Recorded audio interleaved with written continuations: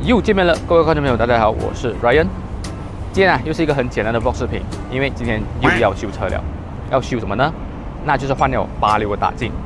有 follow 我圈的观众朋友，你们应该知道，在5月份的时候，我有去Sepang一趟，当时候是为了体验这个 Track Day 啊。所以很幸运的，在 Highway 路上我中到3颗石头，导致了我车的大镜现在是3花聚顶的状态。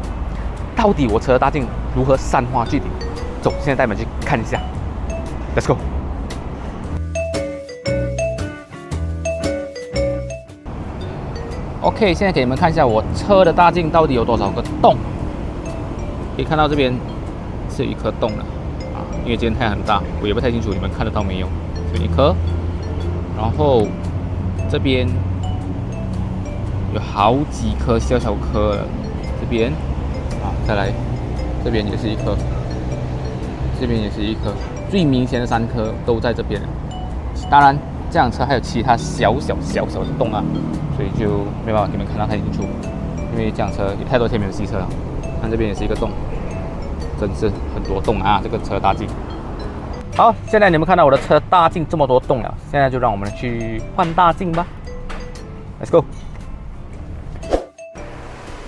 好，观众朋友们，现在就带你们简单的看一下如何拆大镜。可以看到他们现在用专门割大镜的刀，在割大镜啊，要把大镜下面的 gum 给它割开。其实这个是一个蛮吃体力的活来的，因为之前我有做过，这个大镜真的没装好啦，尤其臂力很重要。可以看到专门做大镜的手臂是很粗壮的，当一个人不够的时候，就得2个人。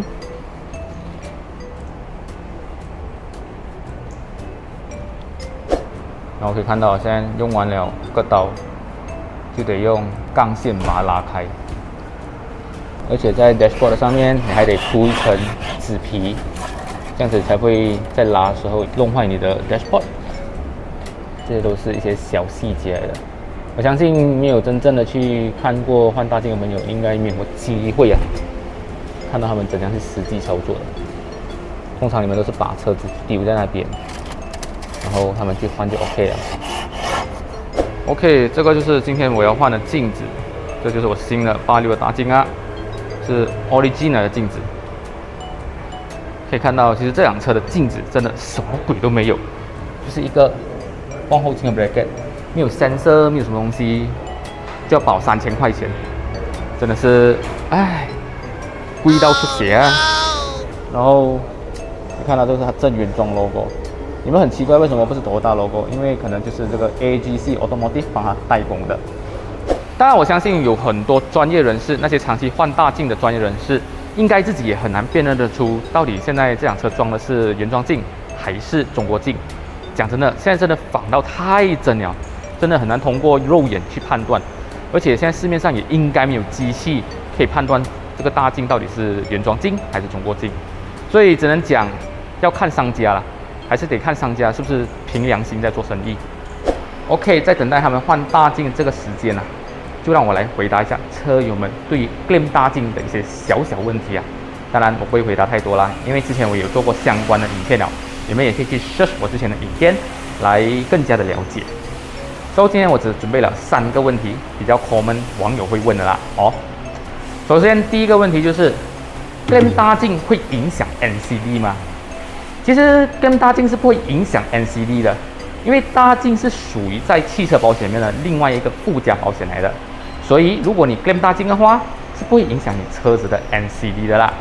当然，如果你们 claim 了这个大镜过后，可能你们距离你们下一次 renew 的时间比较长，你们也可以叫你们的 agent 啊去补保回去了。所以这样子的话呢，你们也可以继续享有这个大镜险的这个保障。然后补保回去的话，它的计算方式其实也是很简单，就好像我86的镜子。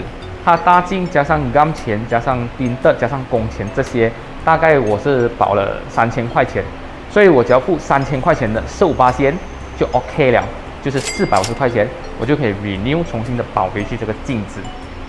然后第二个问题就是门镜或者天窗镜可以 claim 吗？ Actually 来讲，如果你买了大镜险，你的全车的镜子，不管是你的门镜、天窗还是你的大镜，在1年里面你都是可以 claim 的，但是机会只有1次啊，所以你要想好到底你要如何利用好这一次？第三个问题就是 ，claim 大镜需要出钱吗？Actually claim 大镜来讲是不需要出钱的，但是会有出钱的情况。